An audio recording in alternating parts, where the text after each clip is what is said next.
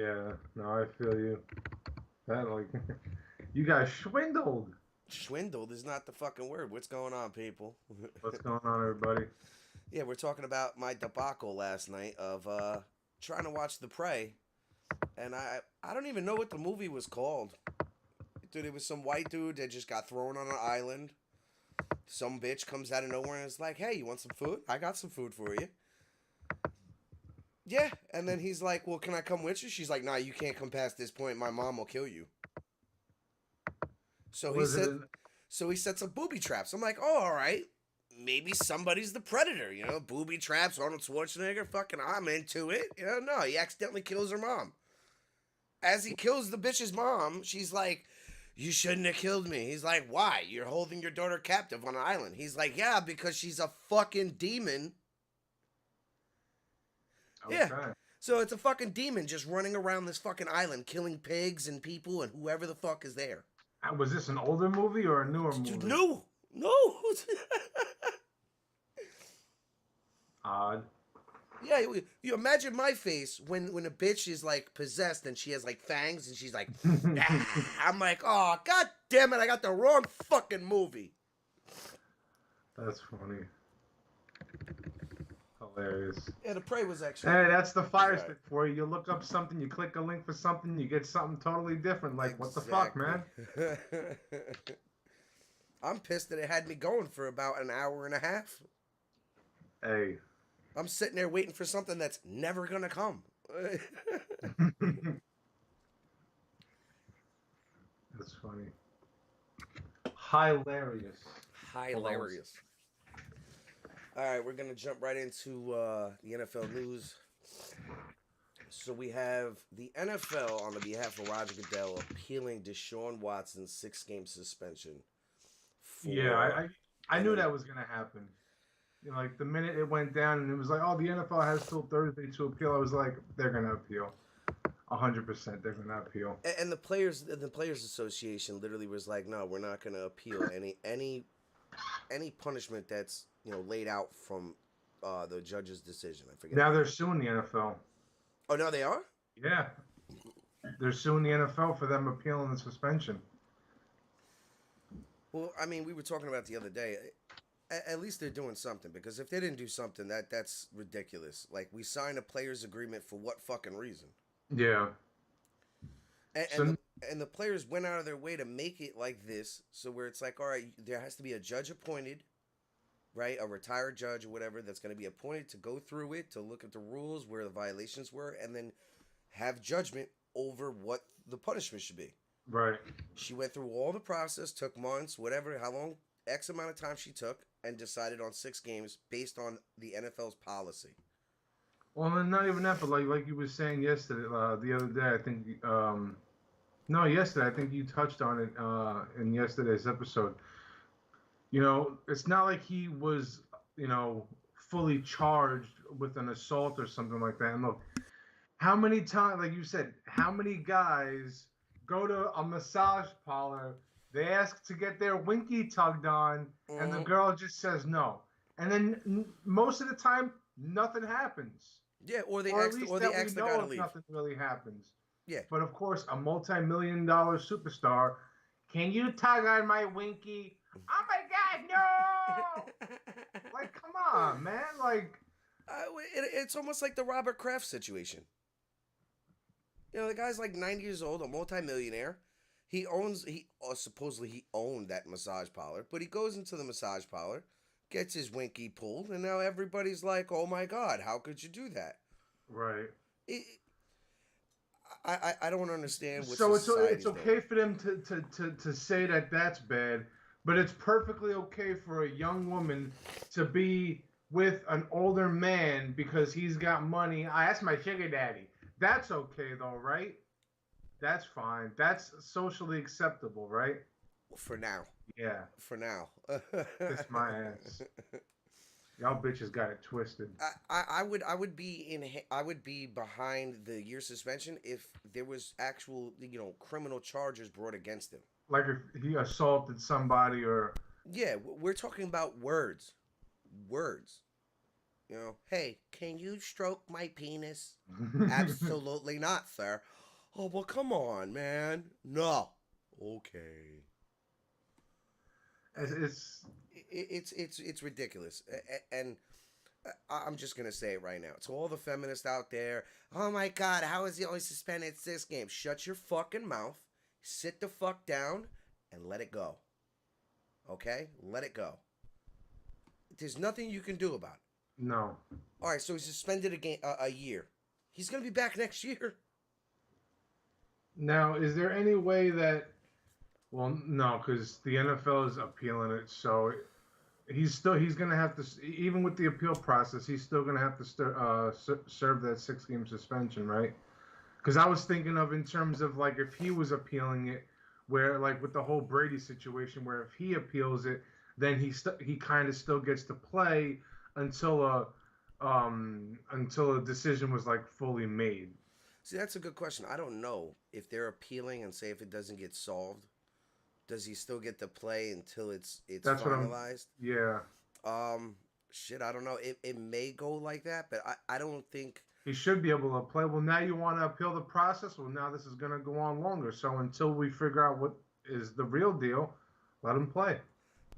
Me personally, if I'm the Browns, I would just sit the 6 weeks, regardless if it's an appeal or not, because I don't want you to play 3 or 4 games and then it gets finalized and now you're suspended for the rest of the year on, or the 6 games. So say you play 6 weeks, then it's finalized. Now you're missing 6 weeks. I'd rather you just sit the first 6 weeks and then just come back, because then it's 11 weeks in a row you get to play. Yeah, but you got to figure by the time he comes back, if he does sit the first 6 weeks, they got the Browns got a lot riding on this year, on the next couple of years with this guy. So you figure if he sits for these first 6 games and they're 1-5 or 2-4, or it's like, and then he comes back, he's gonna have to do a lot of heavy lifting to play. I'd at least rather see him start. Maybe they get off to a 4-2 start, and then maybe whoever their backup is, what is it, Jacoby Brissett, I think. Yeah. And then maybe you can ride the ship out with him the rest of the year, and maybe finish 9-8, and depending on how that division goes, Well, their first 6 games, week one, at is least the try to get a Panthers. wild card. Yeah. Week 1 is the Panthers. Week 2 is the Jets. Week 3 is the Steelers. Week 4 is the Falcons. Week 5 is the Chargers. Week 6 is the Patriots. So essentially, even if he sits and you have Jacoby Brissett with that team, I can see them maybe going 3-3. Well, I know they could definitely beat the Panthers. They could definitely beat the Jets. The Falcons. The Steelers could be a toss-up. The Chargers, they're not beating the Chargers. No. And they'll be lucky if they beat the Patriots. So right. Ideally, they should be looking at it 3-3 or 2-4. Or honestly, 3-3 or 4-2. Honestly, I don't know if, and that's with or without him. Honestly, I think those first 6 games are essentially weak enough where, if things fall their way, they should be able to. Yeah. So I mean, if it falls in their favor, 4-2. If it doesn't fall in their favor, 2-4. Which I think is manageable for Deshaun Watson if the 6 games is stays where it's at. 2-4 after that, they play the Ravens, Bengals, Dolphins. Oh, yeah, that's why I would tell him to sit.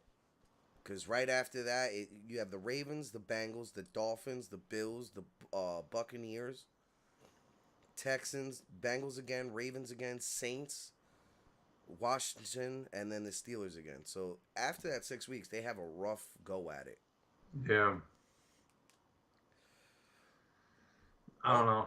Me personally, I'm fine with the 6 games. I think it's for whatever the policy says for the NFL, for their policy on how they're supposed to condone themselves or whatever. I agree with it. Okay, look, you may have not done anything wrong, but our brand matters more than one player. 30 cases doesn't scream, hey, you didn't do it. Now, there was no charges filed against you, but you violated the conduct policy. It's a minimum 6 games. That's it.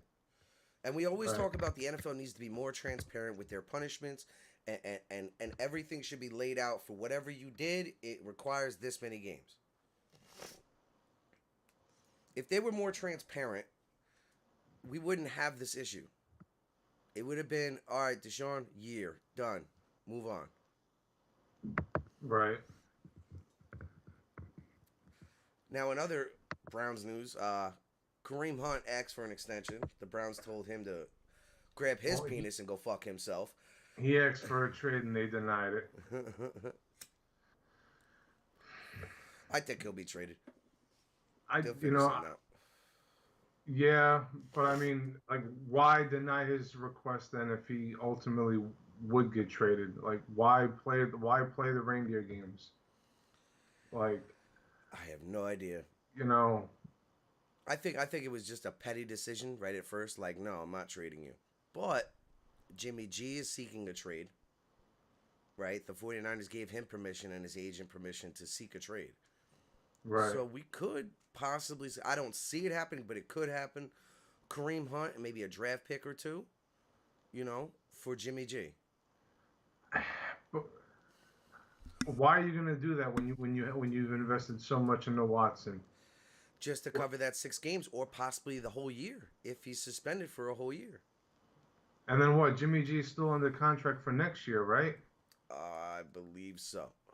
So it's like, and then what are you gonna trade him? What are you gonna trade him again? No, you keep I as a certainly backup. don't think Jimmy's gonna want to sit behind Deshaun, as he shouldn't be. I mean, not great, but I mean, he's a starter in the NFL. He's been to the playoffs. He's been to a Super Bowl. So, Well, I see Jimmy going to the Texans. I think that's the best place for him. the Texans. Yeah.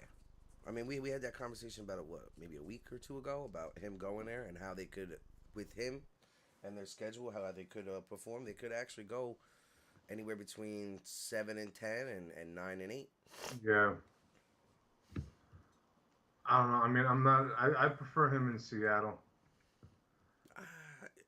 I like him in Seattle, but I don't know if San Francisco is prepared to trade him to an interdivision team. Yeah, that's the only thing. I mean, that seems to happen more sometimes, kind of, in football, not so much in baseball. Yeah. But I mean, well, I think we'll definitely have the Deshaun decision before the season starts. you think so? Yeah, I think that they're gonna want that We decision in before then. we got 1 month until the season kicks off. Well, it took what? It took that lady maybe a month or a couple weeks to do her decision. It took basically up almost the whole summer. Yeah. So that's what, figure 2 months, July, August, June, July, Yeah, about 2 months. up until this past week and a half. Yeah, So it so took them damn near 2 months to figure it out. right. I really don't see this being settled in 4 weeks. Well, I do because Roger Goodell appointed his boy to oversee it from Jersey. Yeah, a judge from Jersey. Ex-attorney general or some shit like that. So I think just to show face, they're gonna take maybe the 3 weeks, maybe the first week into the season before they really lay it out. But it should be laid out before the season really gets underway. Well, hopefully for all parties involved, but so the Niners, they extended Deebo Samuels Yes. 3 years, 71 million, 58 guaranteed. I'm not saying he's one of the best receivers in the league, but I mean, we've seen what, Tyreek Hill got, and granted, yes, he's no Tyreek Hill, but the way that he gets used, you know, throughout the whole offense, I feel like he got shortchanged a little bit. I mean, yes, 58 guaranteed, but I mean, he's now in the top 10 or maybe the top 5, I believe now for highest paid wide receivers. is he? Yeah. Maybe on a different team he may have got paid more, but I think it was a good deal. Obviously, he liked the deal because he wanted to trade before he got that deal. Yeah, I mean, he's the most valuable wide receiver that they have on their team. Yes, 100%. definitely. Behind, Brandon Ayuk would probably be second. I know that the Niners just signed Willie Snead.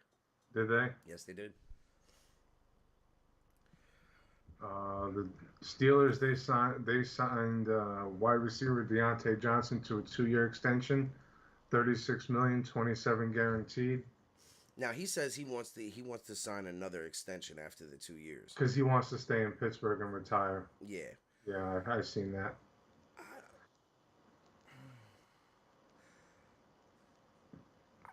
I don't see it happening because I do, barring him getting in any trouble. We know the Steelers are great at drafting wide receivers and picking wide receivers. So yeah, I could see him staying. I mean, they didn't break the bank on him. no, So I mean, they kind of left themselves more room to sign him to another extension after the 2 or 3 years. I think he's due to blow up. I think he'll be a top 10 wide receiver in the next year or two, depending on who's throwing him the ball. that's what I'm thinking, and I really don't think it's going to happen with Trubisky. Um, I feel like Trubisky is going to have a short leash. I really do. I mean, I get it. They signed him to be their guy until Pickett's ready, but I feel like he's going to have a short leash, and I feel once Pickett comes in and starts, it's he's gonna take over, and he's their guy. I'm super high on that kid Pickett. I think he's. I know you don't like him because the small hands and all that shit, but dude, I This this my strong hand.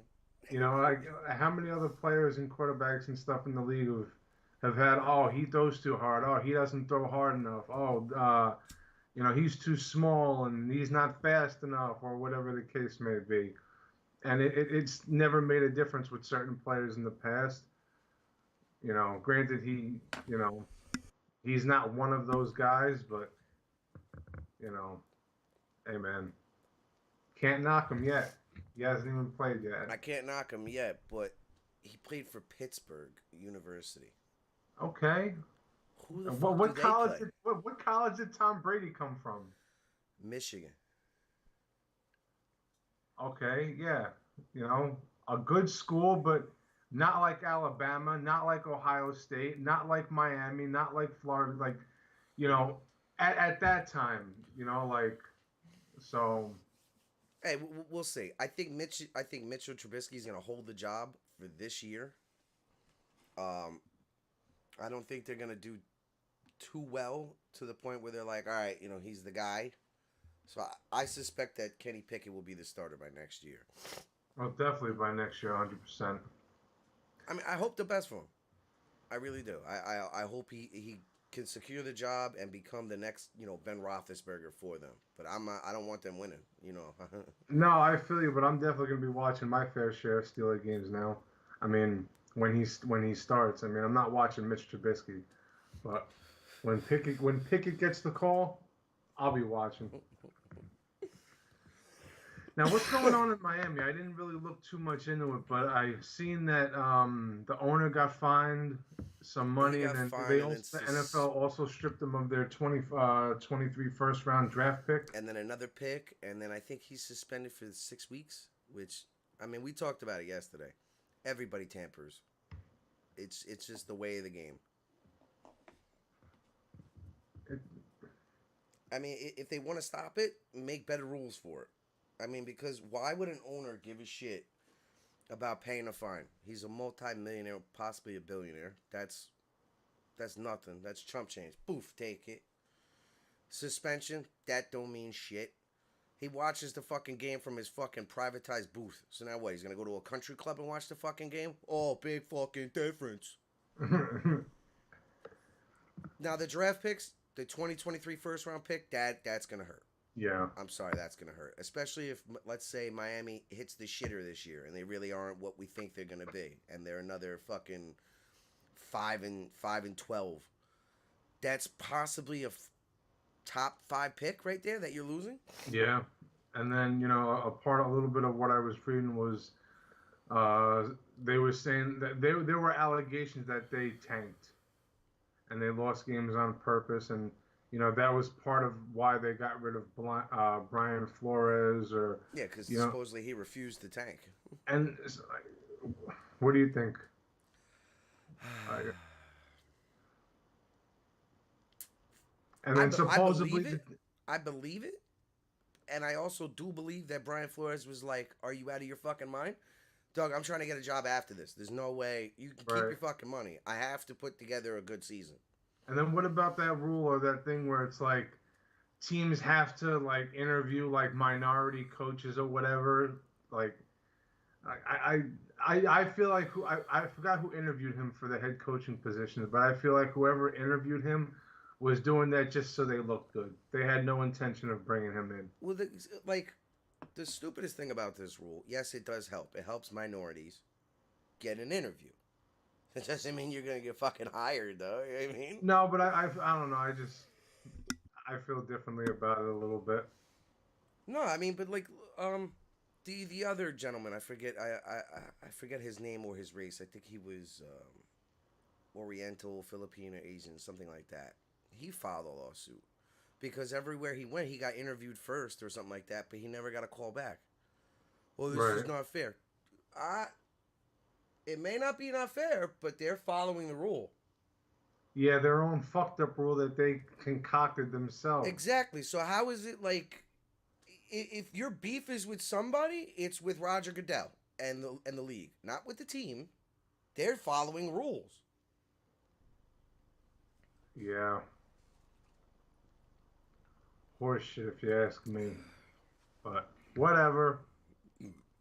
I mean, if Brian Flores never put in that lawsuit, he'd probably have a job right now. He should have a job regardless. Him putting in that lawsuit should not be the sole reason why he doesn't have a job. But it's gonna be. Because he should be in Houston, or he should be still in Miami. Honestly, For the life of me, I didn't understand why they fired him to begin with. The guy, look, he had a shitty first 8 games, and then that team picked up last year. And where they go, 9-8 or 8-9? something like that. I mean, it's a shame. I liked him as a coach. Like you said, he absolutely deserves a job. There's a 100%. lawsuit shouldn't prevent him from still having a job in the NFL. But we Yeah, know the 32 owners and the jackass Roger Goodell. It's essentially like you Colin Kaepernick yourself. yeah, This is a money business no matter what. We can't have that. It's going to hurt our business. So, I'm interested to see maybe in a few months or so what his lawsuit's going to pan out to. What, yeah. I really want to. is it for the life of me I'm thinking this, he's going to get paid out his ass, but he's probably going to coach college football. The NFL will just say, "Look, I don't want to deal with it." And you think it'll be like that forever? You think his days as coaching in the NFL are 100% done? I truly believe so. I believe Even if Goodell gets replaced and there's a new commissioner. even if there's a new commissioner, the owners are the same owners. And you don't think no one would take a flyer on him 3 4 years from now, once things have quote unquote died down, and I can't we see say guys never. get second chances all the time. Yeah, I can't say never, but right now where they're at, I don't see it happening. Yeah. I think he's essentially fucked himself in the ass. Yeah, well, watch him, like you said, watch him go to college and watch him fucking win national championships with wherever he goes. Mm-hmm. And then he's essentially going to be getting those kids ready to go and play for the NFL. Yeah, But you don't want me to coach in the NFL. but my Okay. hand's still in it, regardless. Okay. Keep losing. Keep hiring these other scumbums that you're going to hire. But whatever. I mean, essentially, Brian Sorry, Flores Brian. is like, How dare you? and I feel bad. He's a great coach. I do too, yeah. Like I would have like if this didn't happen, I would have definitely liked to. If he didn't stay in Miami, I would love to have honestly seen him go and coach the Giants or the Jets. Or Minnesota. I wouldn't have been against that. Yeah, I would have been fine with him being the coach of the Dallas Cowboys. or yeah, More that too, talent. You know what I mean? or at least a defensive coordinator or something. Something, you know? I wouldn't mind at all. Well, I mean, right now, I would mind if he was our defensive coordinator. I like Dan Quinn. Dan Quinn's doing I'm good sure business. you do. I wouldn't mind him as the head coach, though. He Right. obviously knows what the fuck he's doing. And any person that's associated with Bill Belichick, we know they can coach. Yeah. Maybe not to his level, but we know they can coach. Right. All right, so we have Pro Bowl tackle Dewan Brown visiting the Jets this weekend. I seen that. So they're looking for some veteranship on that line, which I can't blame them. That's a good move. If he's going to be a solid player to help protect Zach, go for it. If he's asking too much, I'm sorry, give him the money. The key is to overpay. not overpay, but like if he wants another year on the contract, maybe just do it so you can get him in there. Well, he's the 30, number I think he's like 37 years old. Oh, Jesus Christ! All right, so Yeah, a 1 year deal. He's definitely got to be 35 or above. Let's see. Yeah, I remember when we were going over the draft picks and everything. You just scared the shit out of me. I didn't even know he was 37. I'm over here like 36. 36. Jesus. Yeah. But still, a veteran's gonna help if it's for a year or two rental. Depending on his physical, the shape he's in, I'm with it. Yeah. You know, until next year's draft, maybe you could draft to fill his position, then let him go or trade him or what it may not be. I think I like the move. I understand he's 36, but to protect Zach is priority number one. Yeah. You can't win games if Zach is hurt. It's you're not gonna win nothing from sitting down there, Sonny. All right, so now Matt Rule, the coach of the Panthers, said he won't decide the starting quarterback until week 2 preseason game versus the Patriots. I've seen that, and I'm not mad at it. I just don't like it. You know, I mean, I'm not a fan of Baker. You know that, but I feel as though over the last couple of years, Baker's got a better track record for winning games and being more competitive than fucking Darnold. So, and I don't care how the Panthers started off last year. I don't care how hot they were. Yeah, but we all knew that was it wasn't gonna last. No, that was a facade. We all knew it. Even Panthers fans, you felt it in your belly. Oh my God, we're 5-1. The shit was coming, dude. Yeah, it was coming. You thought that steaming hot pile of shit you call Sam Darnold was really gonna keep that fucking going? There's no fucking way. No. I don't care. Matt Rule's over here like, yeah, this is big brain time. You could be the biggest brain you want in the world. Sam is not the guy. No. You're not that guy, pal. Trust me. You're not that guy. So I really like for the life of me, better. I can't see them why they're not making that call right off the rip and being like, we traded for him, he's the guy. Well, you know what it is? Because last year they did the same thing. They traded for Sam Darnold. Yeah, but when you make a trade for somebody, obviously you're looking at their track record and you're looking at age and other factors.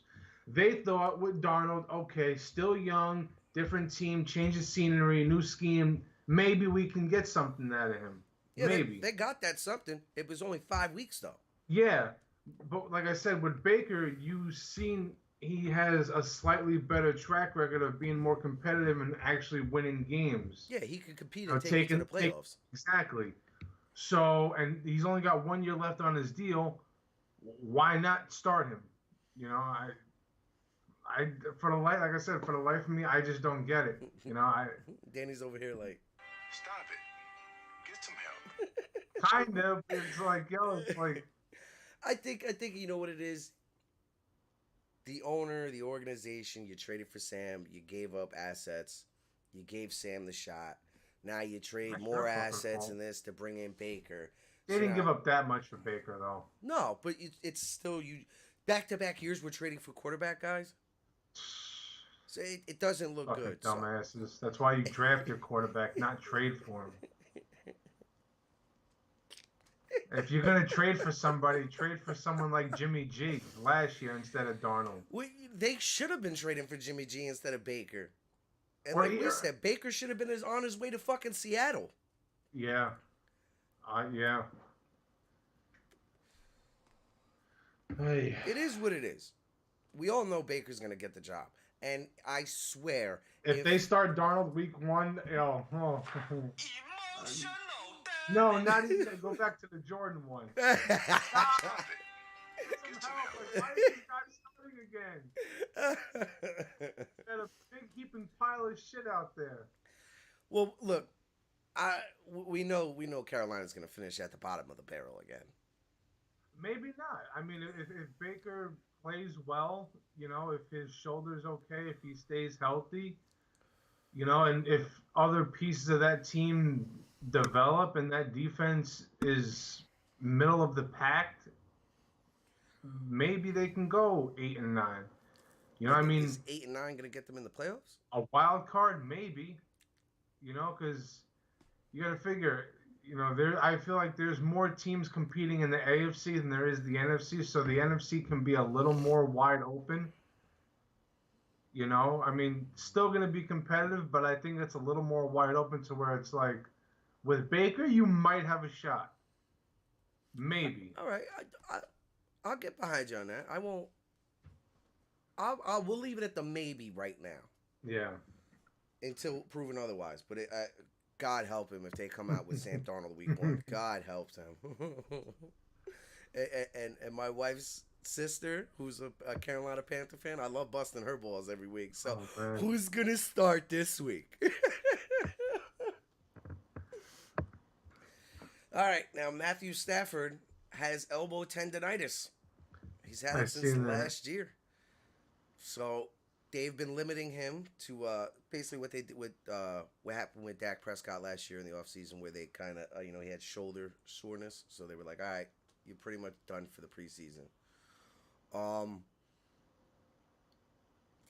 If it's been since last year and it hasn't gotten better, something tells me that he's gonna get hurt. I have a feeling that he's gonna get hurt. Well, even if it's still coming from last year, maybe it hasn't gotten better, but maybe it hasn't gotten worse, and it's still just lingering. Well, to Sean McVay's words, they were treating it in the off season, different methods of treatment, and nothing has worked for progression in a better direction. Okay.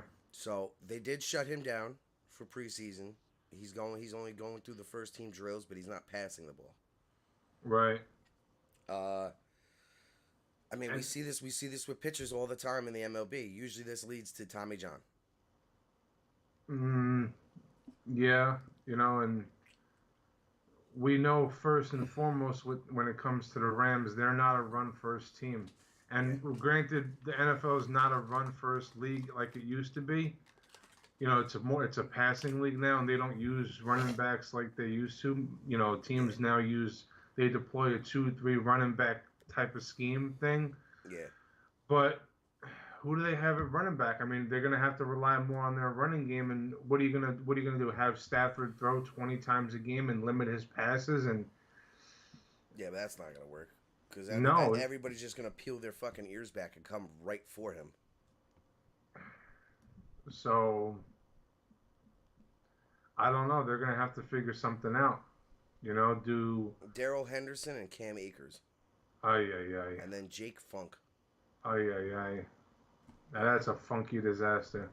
That running back's Henderson's tandem. pretty good. He got hurt last year. That's what fucked him up. And also Cam Akers was hurt last year. And he's young too, but still, it's like, are you going to get enough out of them to help carry the load of that offense? You still need to pass the ball. Well, we'll see by week 1 how that elbow's doing. You know, are they going to have to give him a cortisone shot every week? That's what I was thinking. If I was him, dude, just hit me with the cortisone. Let's fucking let this go. Yeah, but at some point, that's probably not even going to work because the body at some point is going to get used to that. Yeah, and all the other medications they've been stuffing him with since he was in Detroit getting hurt as well. You know, so their everything that they've been doing this whole off season and bringing in Bringing in everybody who they have, and giving what's his face that extension, Donald. We were saying before how they have like a 2 or 3 year window to run it back and do it again. Yeah, I don't think that's gonna happen if the lifeblood of Stafford really doesn't extend even into this year. You know, I mean, that could be a real rough year for them. Well, I'll be watching very closely for week 1.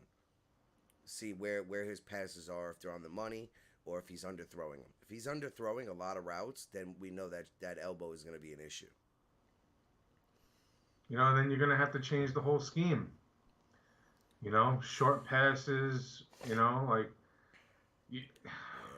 But the receivers that you have, it's like you're not going to be able to open up the field. Yeah, because you can't throw it far. You can't know? throw it long. But, I mean, they have Cooper Kupp, Allen Robinson. Fuck is his name? Maybe that's why they went and really beefed up the defense this year. Yeah, it could be a contributing factor. You know, they obviously they knew things before we did. You know, go back a month ago, we didn't know about these. Yeah, I had no idea that he had tendonitis in his elbow. You know, and now it's coming up a month before the season. Yeah, that this comes out, and now you're going to shut him down for the 4 weeks, which probably will help. The rest will help the elbow, but still, like... like once the season starts, it's go time. There's, you know... Yeah. If he has to sit for more than 3 or 4 weeks, if he's got to sit for at least 5 weeks, that's gonna hurt. That's damn near half the season right there. Not even half the season. That's guaranteed 5 losses. Well, maybe not 5 losses, depending on when he sits and who they're going against. Who's their backup? I have no idea. Exactly my point. And even if you knew their names, you don't know who the fuck they are, because I don't know who the fuck they are. I'll even look it up for you. Yeah, I was going to do that right now. Rams quarterback. Yeah. Bryce Perkins. John Wolford. Luis Perez. Oh, boy. Yeah. Who the fuck are they? Well, they're going to go out there and win a game? Well, let me tell you, is he still a free agent? Who? Hold on. Colin? No. Well, I don't... Well, oh, right. He's currently in Denver right now. I was going to say if Teddy's a free agent, you can go and try to bring him in as a backup, but... They could actually potentially trade for him. They're going to have to figure out something. They definitely do, because if they don't figure it out and something goes wrong with him and he's out for 5 weeks, their potential run for another Super Bowl may be in very big jeopardy. I mean, Ryan Fitzpatrick is still out there. I thought he announced retirement. It right here. It still has him on the thing as a free agent. Oh, so he's still listed as a free agent. Yeah, I mean, you know, Ryan Fitzpatrick could probably get it done. I mean, he'll at least be able to move the offense a little bit. I mean, how many games? He probably can go down as probably the best backup quarterback in the NFL history. He could come in at any moment. He could win you a chain of games. You know, I mean, I don't know. You're not asking him for the world. You just, hey, look, just win us a couple games out of this stretch. That's it. Nothing big. I think Andy Dalton is still a free agent. The Red Rocket. You know, I'd rather have somebody like that as opposed to the other guys that you said that they had. Yeah, Luis Perez, Bryce Perkins, and fucking... Yeah, that guy. Bryce Perkins. Yeah. Like, come on, man. Like... Hey, I mean, we're just going to have to see. Now, moving on to our top 5 dead alive. Cam Newton is still a free agent. Who? Cam Newton.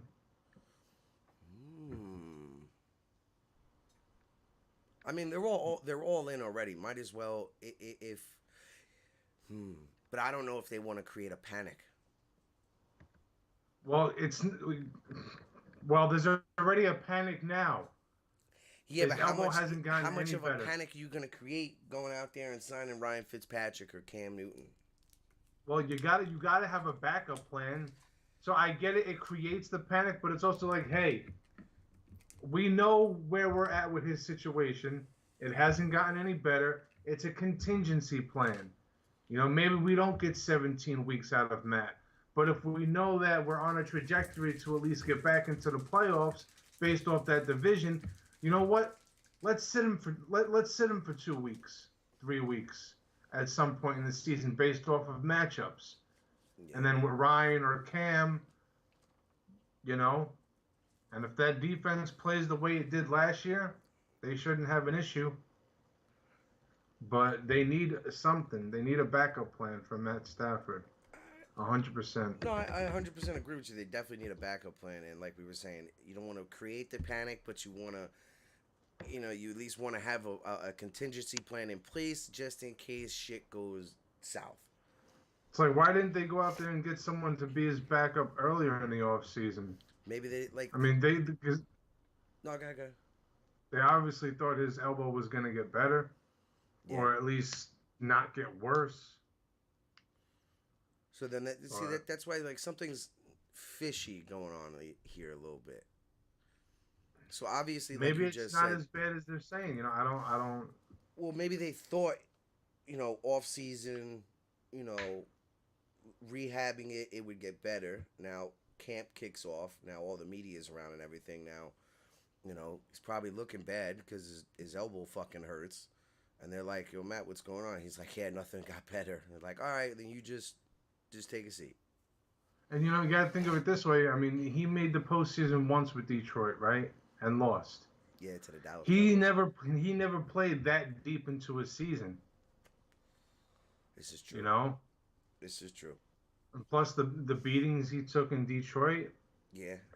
You know, it's catching up to him. You know, he's 34 years old. 34. I mean, 34. He's been playing since he's like what, 22? Something like that. Yeah, that's 12 years of 12 years of an ass kicking. Yeah. So. All right, so let's go on to this top 5 dead or alive NFL safeties. I'm interested to hear your top 5 first. All right.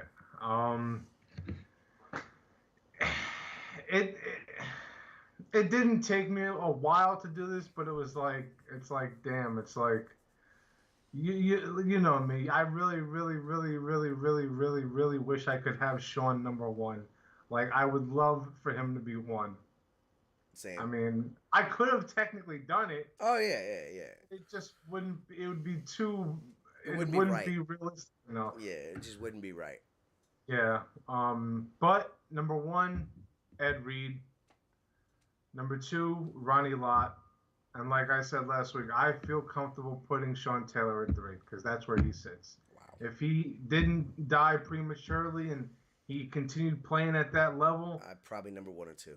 Yo, man. My eyes, I think number 1 or number 2. Yeah. I mean, so right. Then number 4, John Lynch, and then number 5, Troy Polamalu. All right. So I have Ed Reed number 1 as well.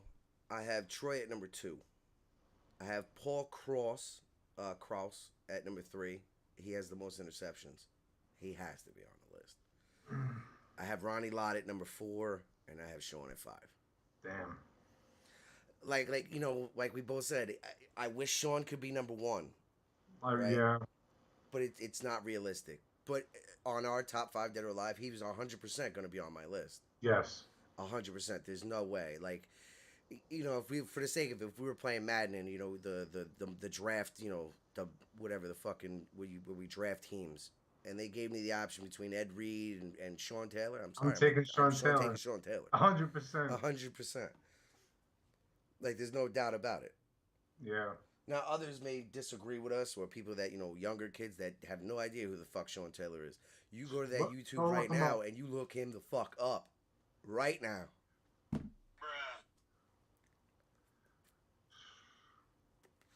It's like he was like A man amongst boys on a football field. not even that, but like he was like he in a sense like you could say he was like the next Ronnie Lott.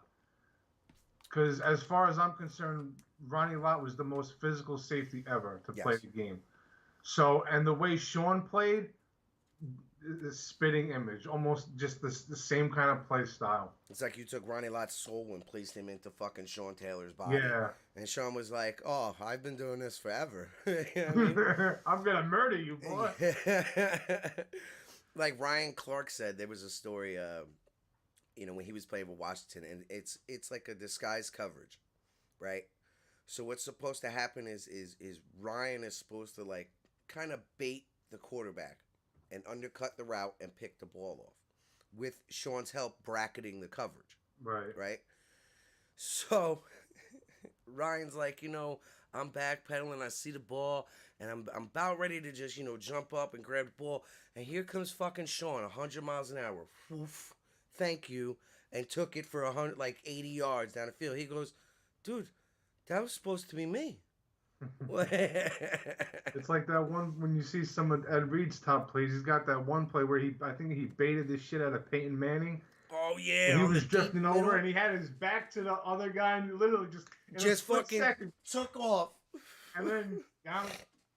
Or Troy Polamalu's fucking play where he fucking fakes the blitz at the line of And scrimmage. then he jumps over the line. Or that one, or like I said, where he fakes the blitz at the line of scrimmage, turns around Oh, and just then beelines, and intercepts the, and then yes, just I fucking remember puts his that. arm out. Like, what the Yeah. fuck? Like And players honestly, like that, I man. feel good having. And honestly, me as a football fan and everything, I think it's cool that two of the top safeties played together in college on the same team. Ed Reed and who?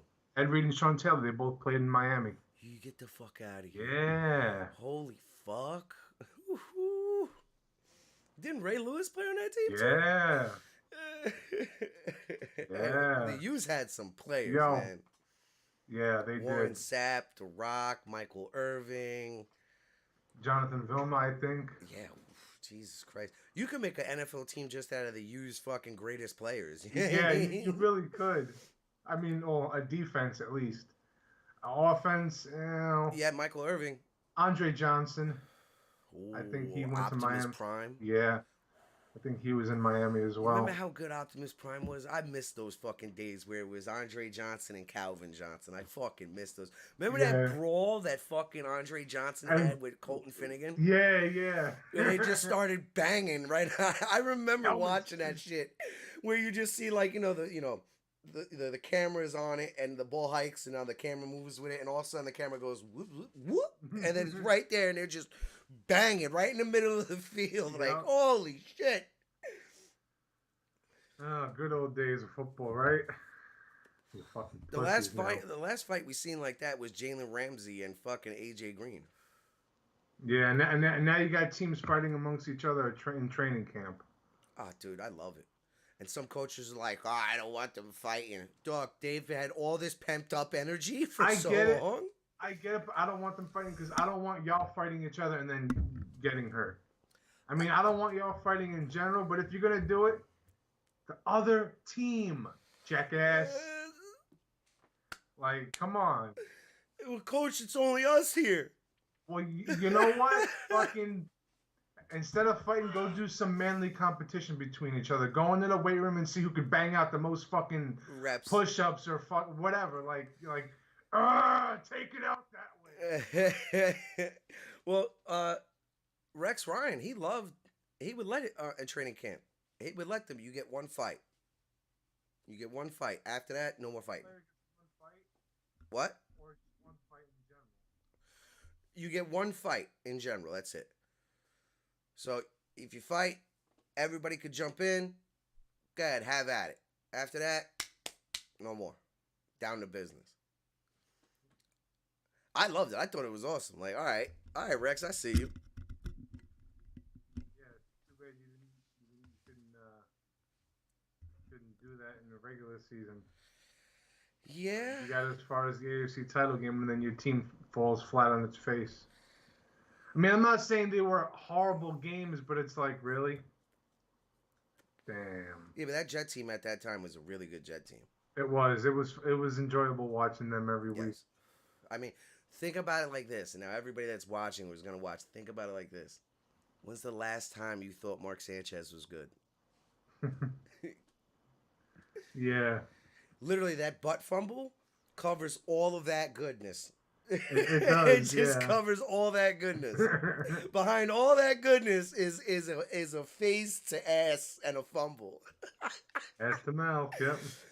Oh, that's him. the first quarter. Yo, he should go down the Hall of Fame as the first quarterback to do ass to mouth. Yeah. Bruh. Emotional damage. Oh man, I remember too when fucking he went to Philly, and I'm like, oh, I was like, they were playing the Cowboys, and I'm like, Dad, I'm kind of nervous. Yo, Mark could have a good game. He goes, what are you talking about? Mark is gonna have one good game, and then after that, it's 3 turnovers a minimum. I shit you not, Danny. 2 weeks after his 2 games that were good, bro, my man's went.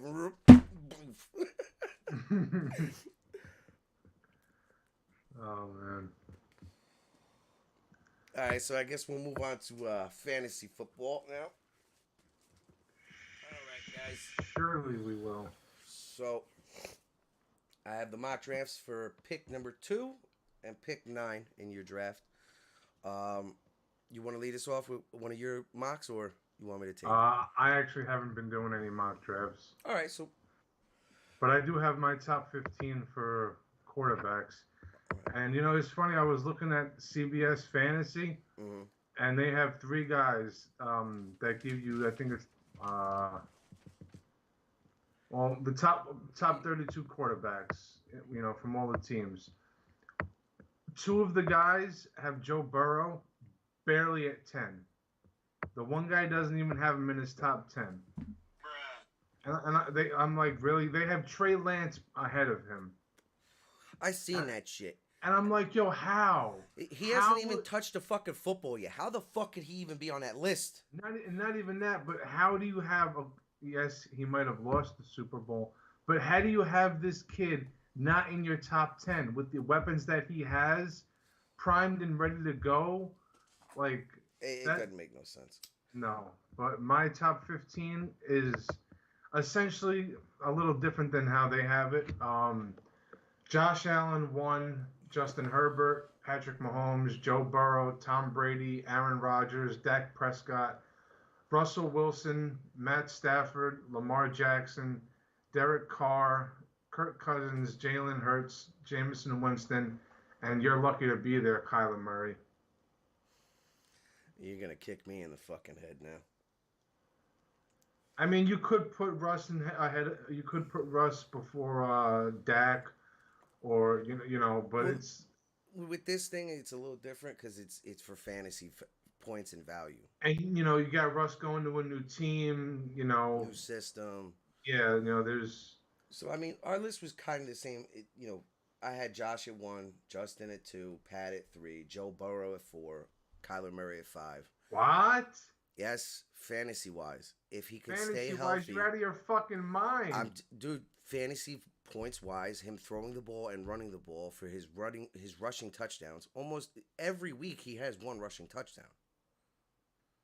From a fantasy point of view, he's got to be there. Yeah, and we've seen the way their last 2 years have gone. I don't even think they're going to get off to that good of a start this year.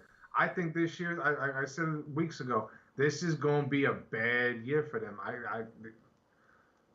Well, look, like I said, you shouldn't be placing importance on quarterback till about the 5th, 6th round. Yeah, but still, like, but damn. I'm just saying, if he's the best that's there, go for it. You know? But this is also why you draft a backup as well, too. So you can play the matchups. I have Lamar Jackson at 6, Dak at 7, Brady at 8, Stafford at 9, Wilson at 10, Aaron Rodgers at 11, Derek Carr at 12, Jalen Hurts at 13, which I was a stretch. I was thinking of not even putting him there. Yeah. Kirk Cousins at 14. I moved Jameis Winston into the top 15 because I think he can actually do it. If he's healthy, If he's yeah, healthy, he could be definitely a top 15 quarterback. 100%.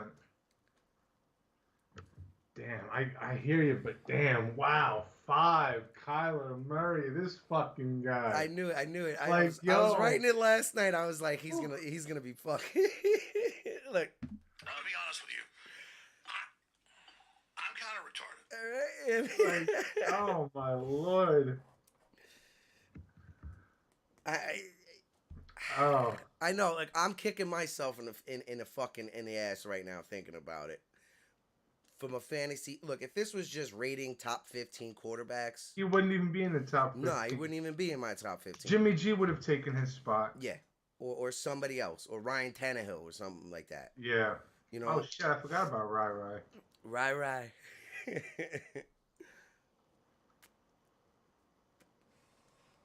I mean, so that's the 15 quarterback. You know, if you guys feel differently, you know, tweet us or make your own list. Well, fuck yourself. All right. So before I get to these mocks, Danny, if you have the second pick in a draft, who are you taking?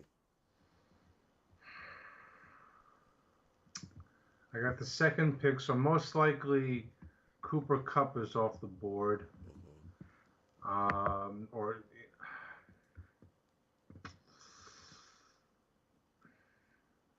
I don't know. Honestly, I'm torn between taking JJ or Herbert. Honestly, Why a it's like quarterback. because You guys you know, kill me. Your response, me putting Kyler there, and you're taking because Justin I get Herbert. it, you know, it's a PPR league, but it's like you need somebody elite throwing the ball. I understand that, but I would never, in the first round, the second pick Justin Herbert. There's no way. Or Josh Allen. No, there's no way. Not No. until at least the 5th or 6th round, because, like you said, you can either have Justin Jefferson or if Cooper Kupp's there, right? That's a good pick. Justin Jefferson. Jonathan Taylor maybe or so the computer gave me twice. It gave me Christian McCaffrey and Aaron Jones. At 2? Yeah, at 2 would be the first pick of Christian McCaffrey, and then the second pick would be Aaron Jones. How dare you say McCaffrey? It's like, yo, this guy doesn't stay healthy enough to even warrant that. Exactly. Now this is the computer, guys. Me, the first one, I went. AI is fucking retarded. I took Cooper Kupp, and then I was able to take Aaron Jones. So then the next mock, I took Justin Jefferson, and then I was able to take Aaron Jones again. Now, on a different site, right, I was able to, so I took Justin Jefferson, right, and then I was able to get DeAndre Swift. In the second mock, I was able to get Cooper Kupp and DeAndre Swift. So Right. it's a possibility, guys. You guys can land Justin Jefferson or Cooper Kupp if you're the second pick, right? And you should be able to get at least a decent number 1 running back on your way back in the snake. Because you know how it goes 1 to 10, 10 to 1, 1 to 10, 10 to 1. Right. All right. So then that was the second site. Now the computer on this second site on RotoWire, if you guys want to check it out yourself, their computer picked a little differently, which I was kind of happy about. So the first computer pick, the AI pick, gave me Jonathan Taylor and then T. Higgins. Wow, T. Higgins. Really? Yeah, but like the computer's just picking best available right there. Fuck best available. I thought it was really going to go based off of like a true fantasy value. T. Higgins? Damn. That's a stretch. So then the second computer draft, I was able to get Derrick Henry and T. Higgins. So at least the computer is giving you a number 1 asset at running back. You're not getting a number 1 asset in T. Higgins as a wide receiver. And this is why I say, guys, in PPR, you have to be looking at the points per receptions. Who's getting the ball majority of the time in Cincinnati? Jamar Chase or Joe Mixon? Yeah. All Definitely. right. So then pick 9. So I'll do the computer picks first. So they gave me the same thing. For pick 9, it was Dalvin Cook and Travis Kelce. It did it both times. It's not bad. I'm not really high on tight ends that early, but Well, now look at Dalvin Cook. He just got hurt in training camp this past week with a hand injury. are you fucking kidding me? Yeah, I read the article that he was taken off the field. Oh god. I mean, how much of an issue it's really going to be, I don't know, but it's always something with this kid. I'll tell you one thing. Just because you said that, I won't draft him. I'll stay far away.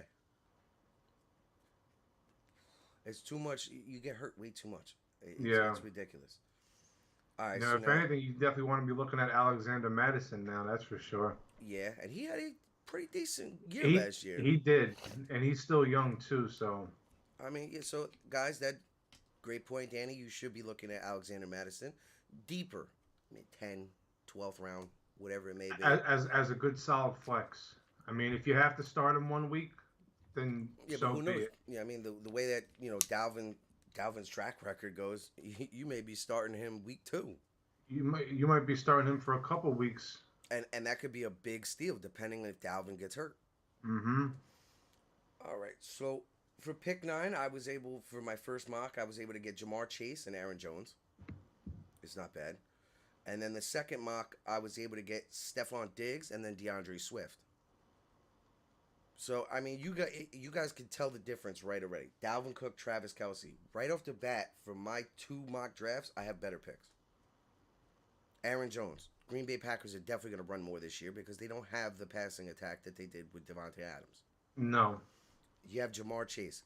I think he's going to have a little bit of a sophomore slump because they're going to be rotating double coverage to him a lot more often. Definitely. But then on the side, on the spinoff, I was able to get Stephon Diggs. He's definitely going to be in the top 10 for, targets, receptions, and touchdowns.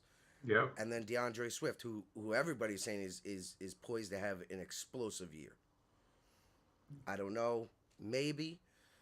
I think we'll be able to tell a little bit more from watching Hard Knocks and their preseason I think games. he'll carry that offense. I don't put too much stock into Jared Goff. All right, so then for the other site, the computer gave me Joe Mixon, CeeDee Lamb, and then the next mock draft they gave me Austin Eckler and Najee Harris. It's not bad for a computer for 2 picks. Right. Both mock drafts. Joe Mixon, CeeDee Lamb, Austin Eckler, Najee Harris. Not bad. So then I did it myself. I was able to get Stephon Diggs and then Austin Eckler. And then the next mock draft, I was able to get CeeDee Lamb and Nick Chubb. So I'm not high on CeeDee this year just because they don't have Amari Cooper and another stud next to him. So I expect, just as I said with Jamar Chase, they're going to be rotating coverage over to him. Yeah. But to get CeeDee Lamb and Nick Chubb, if he stays healthy, I mean, last year was his pretty much only year where he really was getting hurt. You got 2 number 1s to start your lineup off. Or if you went the other way, where you have Stephon Diggs and Austin Eckler. Depends on Austin Eckler's health. If he could stay healthy, you definitely have a number 1 running back right there, and Stephon Diggs. Yeah. So, I mean, to be honest with you guys, I wouldn't put too much stock in investing 2 running backs right off the get, because when it comes back around for your 3rd and 4th picks, you're going to have barely any wide receivers out there. So try to mix it up. Definitely. Yes. Like I said, we went 2 weeks ago, the format of how you should be drafting, try to apply that. Or if, like you said, to your fact, where if you want to Justin Herbert. So now, say come the 4th round, all right, fuck it, let me take him for somebody else grabs him. You can still do that. You can edit. You can change. Honestly, I might even take him in round 3, depending on what my first 2 picks are looking like. If he's there in the 3rd round, I might take him. Honestly. Yeah, I think he's gonna have a huge year. Haha, this kid. He's the future of the league to me. Yeah. Him and Joe Burrow. Definitely. Him, Joe Burrow, and Josh Allen. Now everybody's gonna be like, "Where's Patrick Mahomes?" Yeah, we'll see where he's at this year without Tyreek Hill. Mm-hmm. And the ball's on Tyreek Hill to say Chulo is a more accurate quarterback. Go fuck yourself. Statistically, he is. Go fuck yourself. Statistically, he is, though. And you know what the funniest thing is? He's statistically more accurate by 0.1%.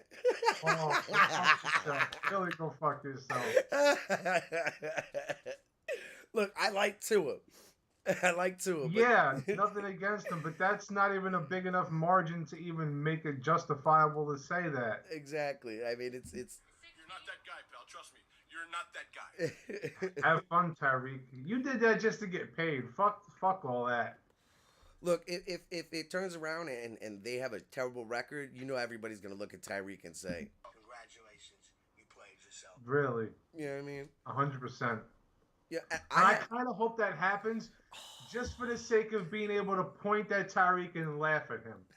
Not because I want to see Miami do bad, but it's like if it happens like that, yeah, fuck you, Tyreek. Danny's over He's here. not so accurate now, right? Danny's over here looking at Tyreek like.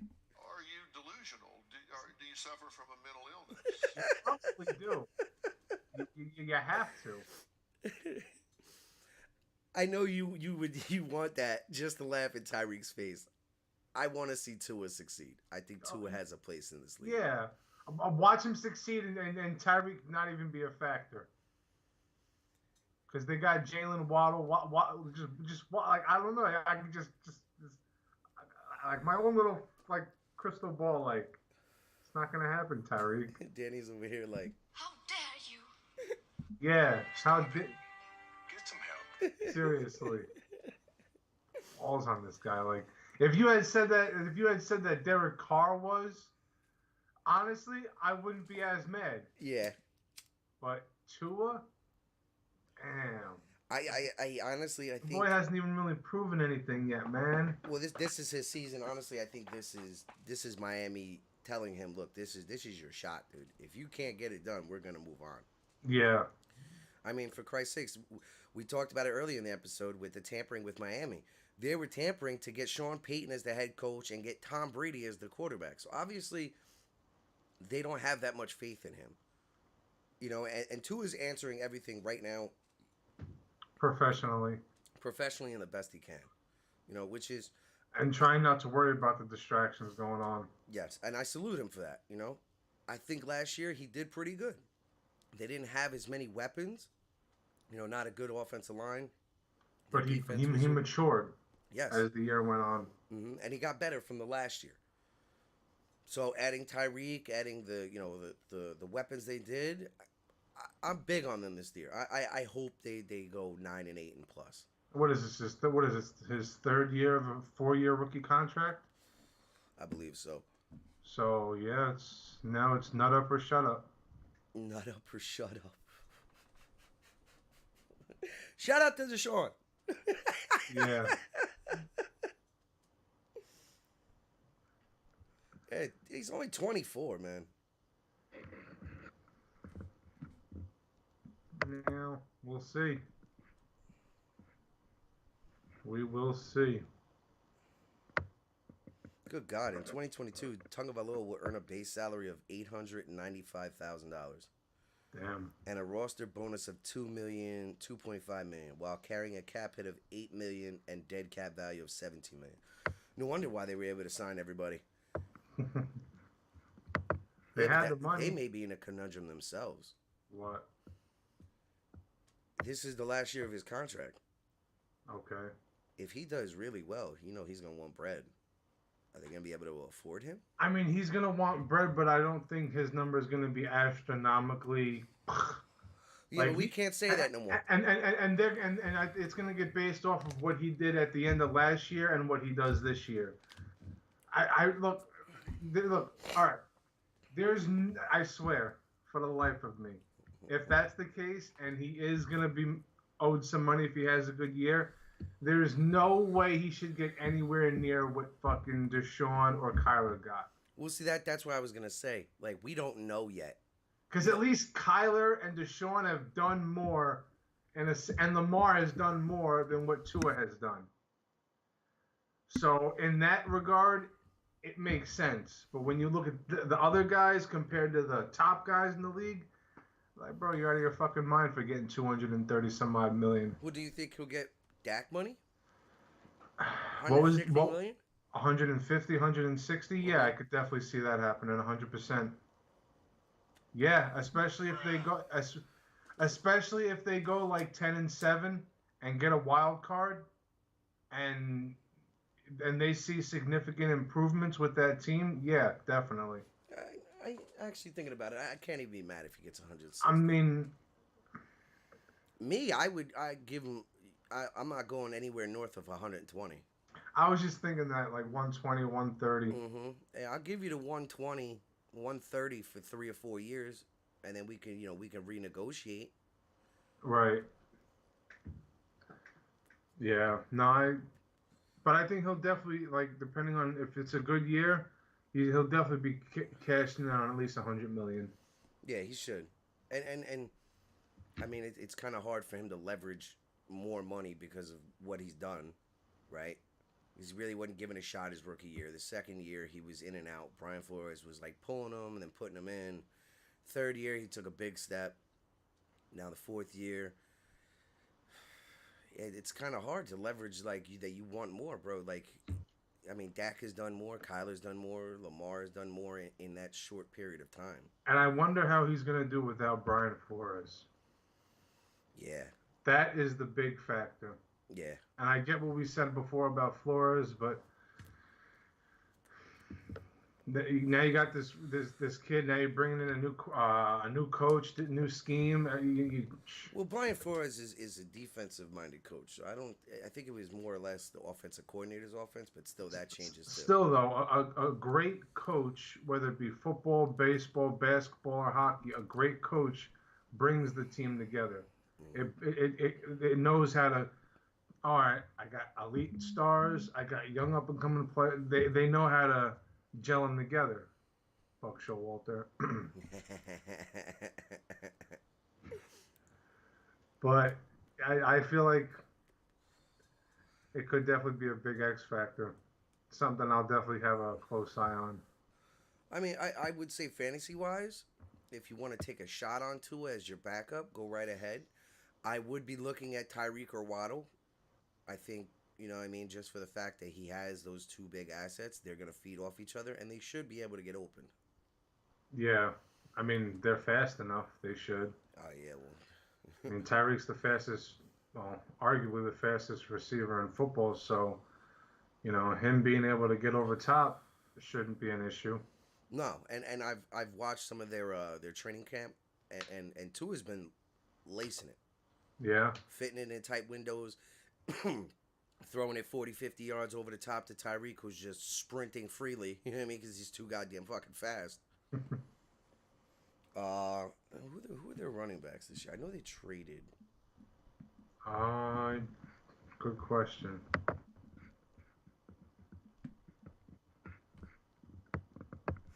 I got it. All right.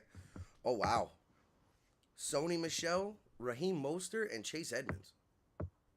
So they got a good backfield, better running game. They got better wide receivers. They improved their line. I wouldn't be mad if people going to take Mike Gesicki, Waddle, a Raheem Mostert or a Sony Michelle. These are good guys. They should be poised to have a big year. Especially it's gonna fall on Tua's shoulders. So Yeah. just mind that. You know what I mean? So if Tua does shitty, they're gonna do shitty. And it's I get what you're saying with that, and I agree, but it's also like, damn, it's like if you're investing money into fantasy, and it's like, I don't feel comfortable taking him as a backup. Like, especially, all right, when is his bye? They have, hold on, their bye is week 11. So, I mean. Well, the reason why I'm saying take him as a backup, right? So let's just say you have Justin Herbert and Tua, right? Like I said earlier in the weeks, you're gonna try to play matchups. So now if Tua's having a really good year and he's playing the Texans and Herbert's playing the Patriots, I would more than likely probably start Tua that week. I mean, I get that, but damn, sitting Herbert, oh man, that's Herbert doesn't play well against the Patriots. still. I'm just saying I for me, I don't know about you or other people, but for me, I feel like it's safe to say that Herbert is almost at that elite level already. No, I'd say he's elite. Oh, 100% he's elite. so, man, I get the matchup based when you say that, but The to reason sit why, elite talent like that, but the reason why I say it is because I've seen it so many times, and so many times I've kicked myself in the ass where you're going through your lineup, and you have that elite player in, they're putting up under average points, and then you look at your bench, and you got a nobody there who's putting up 40, 50 fucking points because of the matchup. yeah. I'm just saying, be wary of it, guys. You know what I mean? If you're gonna Do your diligence. do your due diligence, if you're gonna decide to do it, hopefully it pans out for you. Yeah. That's a big one. I don't know if I could sit Herbert. I really don't. I think that's something I'd be willing to Take the L that live, week. live or die on. Yeah. Hey, I wouldn't be mad at you for that. You know what I mean? It's one of those. Tom Brady or Tua Tagovailoa? I love fucking Tom Brady. You know what I mean? It's one of those Tom Brady things. puts up 17 and Tua puts up 31. Yeah, that's when you'll be kicking yourself in the ass. That's a big 14-point swing. And you could be losing by 5. And Yeah. lose the week by 5 when all you had to do was put in that one matchup player. I'm telling you, that's one of the most aggravating fucking things about fantasy. Oh my god, and that shit carries with you from like the next week. Of the year, it just sits in you and it's so sour. It's like, hey, I got a story for you guys here, which I think you'll enjoy. Andrew Luck. I drafted him. Fucking sky's the limit for that kid. Every year he got better and better and better. The cocksucker retired. A week after my draft, he fucking retired. So he was getting banged up a little bit too, though, wasn't he? Yes, that's why he decided to leave. But do you hear what I'm saying?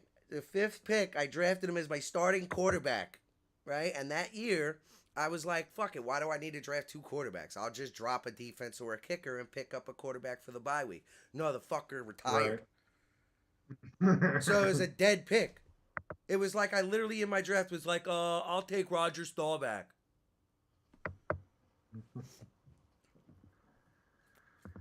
Yeah. It'd be like that. Dude, that hurt my feelings so bad. Dude, I got made fun of that whole season from the entire league. It's the jackass that drafted Andrew Luck. Yeah. Like me, I think it was the last time I did fantasy football. Fucking this was when fucking Tom Brady was still in New England.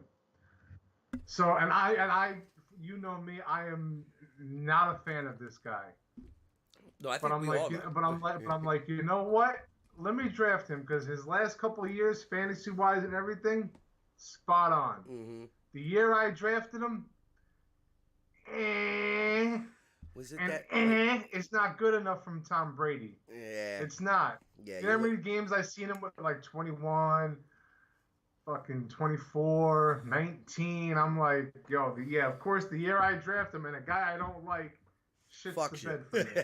Yeah, like, all right, fuck you. This is why I don't like you, and I'll never draft you again. Well, I got another one for you. AJ Unless Green. he's the only one good enough left available, then yes, I'm taking him. Yeah. But like, who I'm eyeballing, no, never again. Well, that's why I'll never draft AJ Green. Every time I've drafted AJ Green in the past, when he was like, a top 5 wide receiver in the league, turf toe. Dude, can you bandage up your soft ass fucking feet and hit the fucking field? You're costing me fucking money. There's another one of my boys that was that drafted last year. He's like, fuck Joe Mixon, fuck him. I'm like, why? What's the beef with Joe Mixon? Oh, every fucking time this guy gets hurt, da-da-da-da-da. He winded up drafting him again. But this time he actually Joe Mixon had a really good fucking year. So I was like, hey, yo, you going to draft him again? He goes, nah, still fuck that guy. I'm like, but he had a good year for you. I fuck him. I fuck him.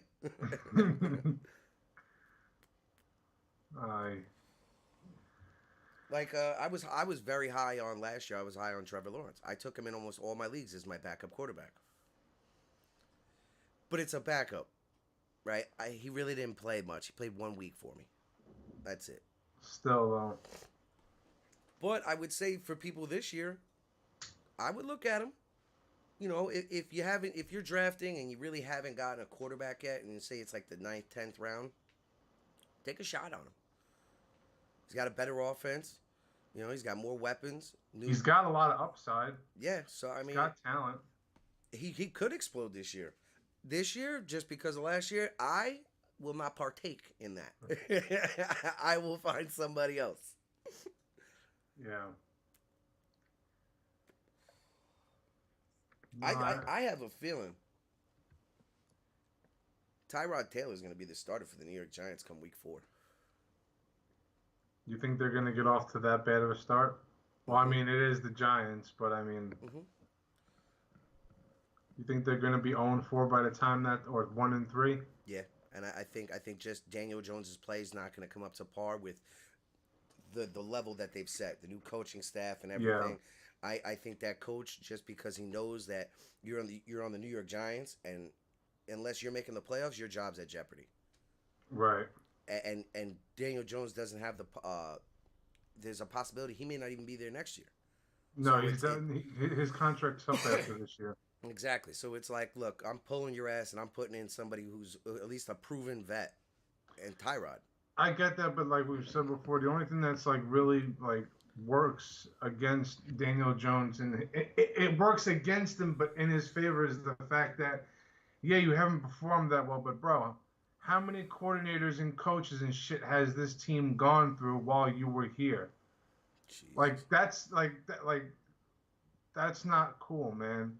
But now you're at a point where you're 4 years older, and it's like, if another team does give you a shot, your leash is going to be very short. Oh, dude, and you haven't shown enough to where it's like, you know, and I heard them talking about this on the Fan a couple of weeks back, where it's like, you know, it's unfortunate a lot of these guys get drafted to teams, and it's like they're just not the right fit for that team. Well, my defense to that, like, oh, you've had X amount of fucking playbooks to learn, X amount of offensive coordinators, this and that. My argument is Baker Mayfield. Baker Mayfield's went through the same thing, and he's been successful. So it doesn't. Well, I think Baker coming out of college had a higher ceiling than Daniel Jones. Yeah, granted, honestly. 100%. I wouldn't doubt that. But I'm just saying, if you're gonna say, oh well, he hasn't had consistency in the offensive room, the playbooks, well, neither did Baker, and Baker's had success to a degree. So we can't just say that. I hear you, but like I said, I feel it's a little not so much that just because Baker's ceiling was higher coming out of college. He was a Heisman Trophy winner. Who the fuck was Daniel Jones? I still don't know who the fuck Daniel Jones is. Exactly. Oh, wait. Now I know who he is. Luther.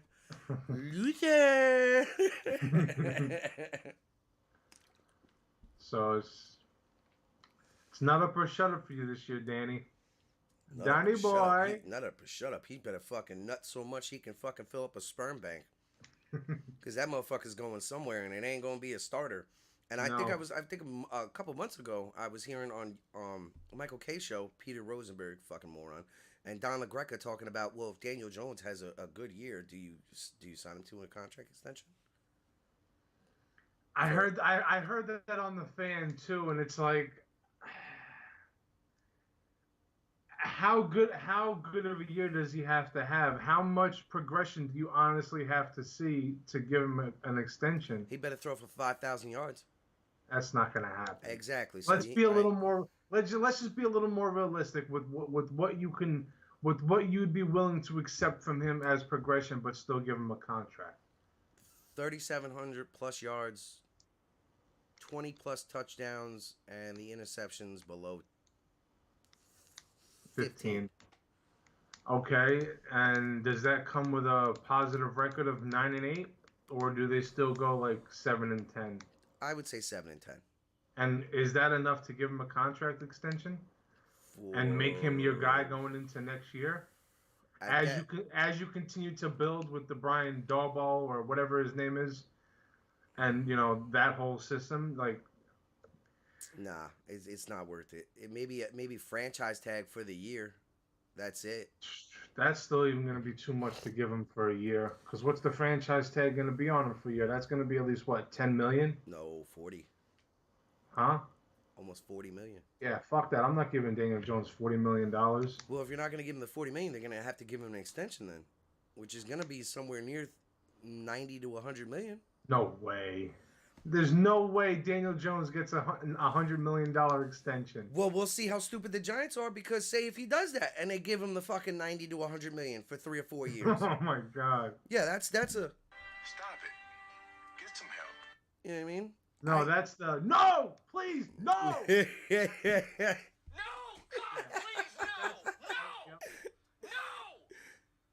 No! No! Yeah, that's what that would do. Look, if I'm the Giants and he does, and he has that scenario where we just laid out the 37, the 25, and underneath 15, I would still say the Giants. Run. I'd run. He's not giving you any reason for an extension. That's why I said that I think the most logical move for them, if he has a year like that, is just a franchise tag. It's basically essentially a 1-year contract for the average value of the quarterback. So it's like essentially the Giants would be saying to him, look, you have this year, we'll franchise you. If you have the year again, then we could talk extension.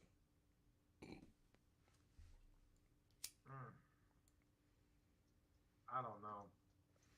Because you also don't want to look like a fucking moron, too, and then give him an extension, and then you're getting the same production you got for the last 2 years. That's what I'm saying. And then you can't trade him, and now you're stuck with that money, and you're stuck paying him that money.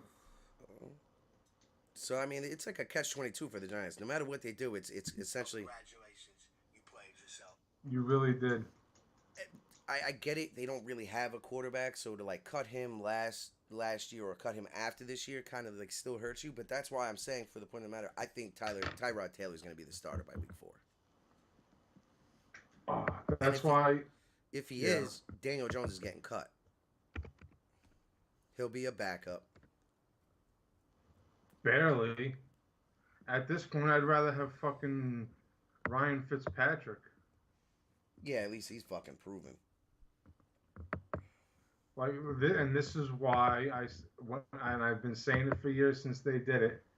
This is why you don't take a running back with the 2nd overall pick. Yeah. Dumbasses. I mean, he was a high talent. You know, probably the number 1 running back talent that year. But still, they could have had Baker. Yeah, and they'd probably be in a better position than they are now. Baker would have got the Giants would have as with Kenny good Galladay. Baker would have gotten the extension. And yeah, well, so all we can say for the Giants is maybe not, because they okay. Maybe not, because they have a shitty offensive line every year, so maybe it wouldn't have worked out as good as we think. Yeah, but I would certainly believe that Baker would definitely do way better and perform way better than Daniel Jones. Yeah. I mean, he's a lot more athletic than Daniel Jones. Daniel Jones runs like he's got a stick up his ass. For Christ's sakes, the guy had an open field run for like 50 yards and falls at the 5.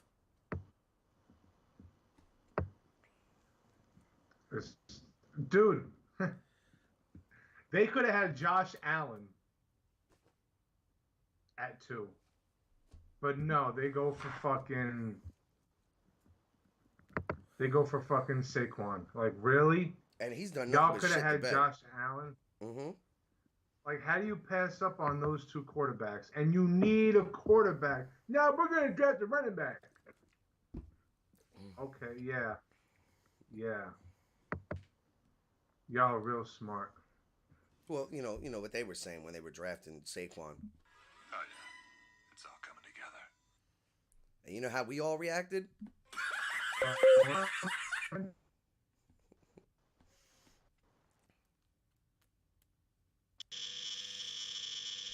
What the fuck? Well, I mean, the mistakes are made. There's nothing they could do. There's nothing they could do about it. Yeah. It is what it is. Yo, I don't what even the I don't fuck? even see My Saquon whole being on shit's that frozen. team. Your whole shit froze? Not after this year. Yeah, I got you frozen. I literally have one fucking web browser open looking at the 2018 draft, and that shit's frozen. Mm-mm-mm. And I'm like, yo, what the fuck, man? Like, It's all right. We got about 10 seconds left, so thank you guys. yeah. Hope you guys enjoyed this episode. We'll see you next weekend. Peace, mother.